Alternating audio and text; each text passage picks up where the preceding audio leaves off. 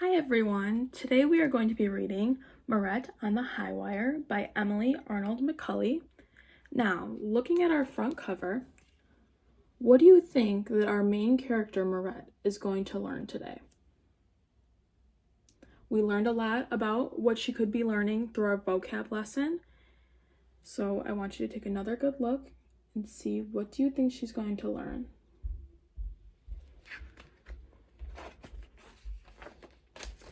The first page.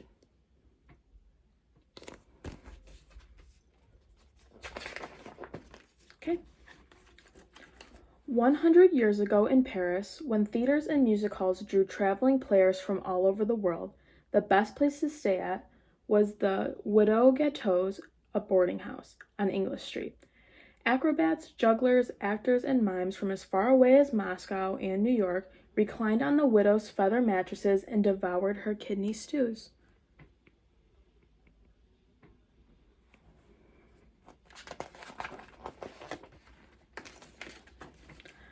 Madame Gâteau worked hard to make her guests comfortable, and so did her daughter Mirette. The girl was an expert at washing linens, chopping leeks, paring potatoes, and mopping floors. She was a good listener, too. Nothing pleased her more than to overhear the vagabond players tell of their adventures in this town and that along the road. One evening, a tall, sad-faced stranger arrived. He told Madame Gâteau he was Bellini, a retired high-wire walker. "I'm here for a rest," he said. "I have just the room for you, Monsieur Bellini, in the back, where it's quiet," she said, "but it's on the ground floor, with no view." "Perfect," said the stranger. "I will take my meals alone."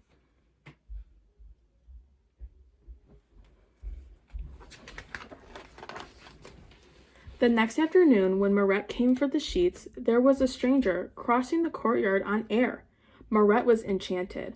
Of all the things a person could do, this must be the most magical.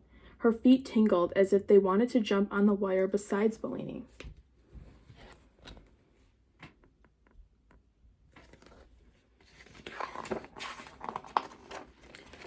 Mirette worked up the courage to speak. "Excuse me, Monsieur Bellini. I want to learn to do that," she cried. Bellini sighed. "That would not be a good idea," he said. "Once you start, your feet are never happy again on the ground." "Oh, please teach me," Mirette begged. "My feet are already unhappy on the ground." And he shook his head. Mirette watched him every day. He would slide his feet onto the wire, cast his eyes ahead, and cross without ever looking down, as if in a trance.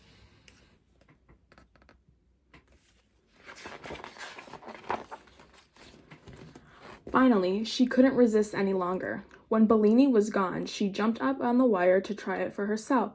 Her arms flailed like windmills. In a moment, she was back on the ground. Bellini made it look so easy. Surely she could do it if she kept trying.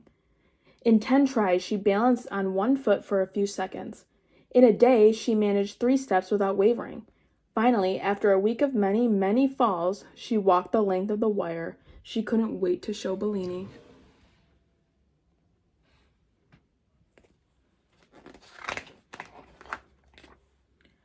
He was silent for a long time. Then he said, "In the beginning, everyone falls. Most give up, but you kept trying. Perhaps you have talent as well." "Oh, thank you," said Mirette. She got up 2 hours earlier every day to finish her chores before the sun shone in the courtyard. The rest of the day was for lessons and practice. Bellini was a strict master. "Never let your eyes stray," he told her day after day. "Think only of the wire and crossing to the end." When she could cross dozens of times without falling, he taught her the wire walker's salute. Then she learned to run, to lie down, and to turn a somersault. "I will never ever fall again," Mirette shouted. "Do not boast," Bellini said, so sharply that Mirette lost her balance and had to jump down.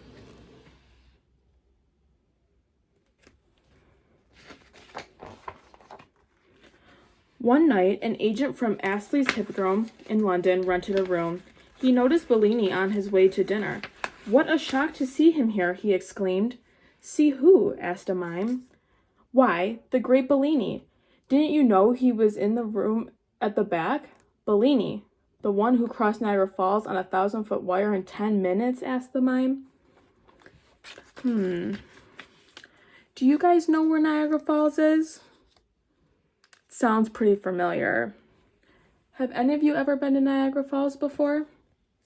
Let's see on the next page. Here's Bellini, and he's crossing Niagara Falls, the waterfall, and here's his tightrope. And on the way back, stopped in the middle to cook an omelet on a stove full of live coals. Then he opened a bottle of champagne and toasted the crowd, the agent recalled. My uncle used to talk about that, said a juggler. Bellini crossed the Alps with baskets tied to his feet, fired a cannon over the bull ring in Barcelona, walked a flaming wire wearing a blindfold in Naples. The man had the nerves of an iceberg, the agent said. Bellini has done some very dangerous stunts.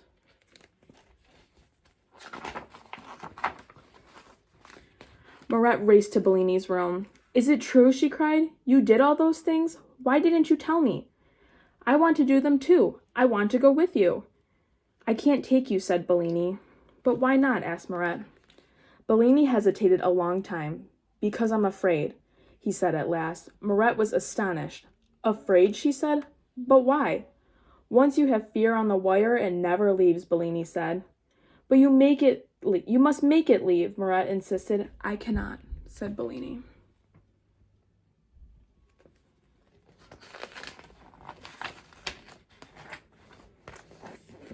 Mirette turned and ran to the kitchen as tears sprang to her eyes. She had felt such joy on the wire. Now Bellini's fear was like a cloud casting its black shadow on all she had learned from him. Bellini paced his room for hours. It was terrible to disappoint Mirette. By dawn, he knew that if he didn't face his fear at last, he could not face Mirette. He knew what he must do. The question was, could he succeed?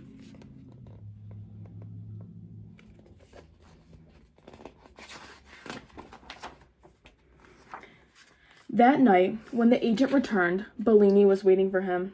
The agent listened to Bellini's plan without mounting excitement. I'll take care of it, he promised. To himself, he added. A big crowd will make me a tidy profit. What luck I just happen to be in Paris now. Bellini went out to find a length of hemp with a steel core. He borrowed a winch and worked until daylight, securing the wire.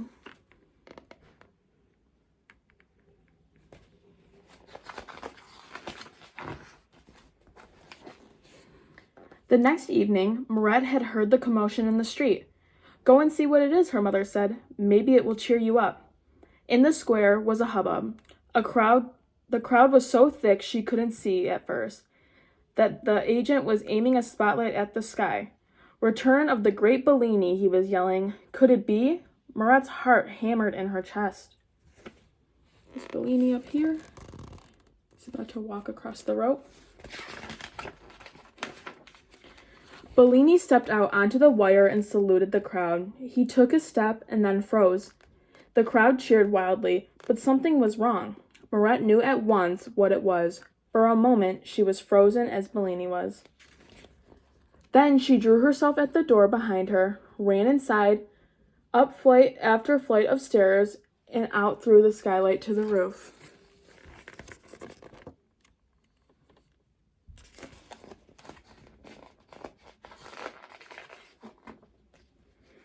She stretched her hands to Bellini. He smiled and began to walk toward her. She stepped onto the wire, and with the most intense pleasure, as she had always imagined it might be, she started to cross the sky. Brava! Bravo! Roared the crowd. Prodigy of the great Bellini, shouted the agent. He was beside himself, already planning the world tour of Bellini and Mirette. As for the master and his pupil, they were thinking only of the wire and of crossing to the end.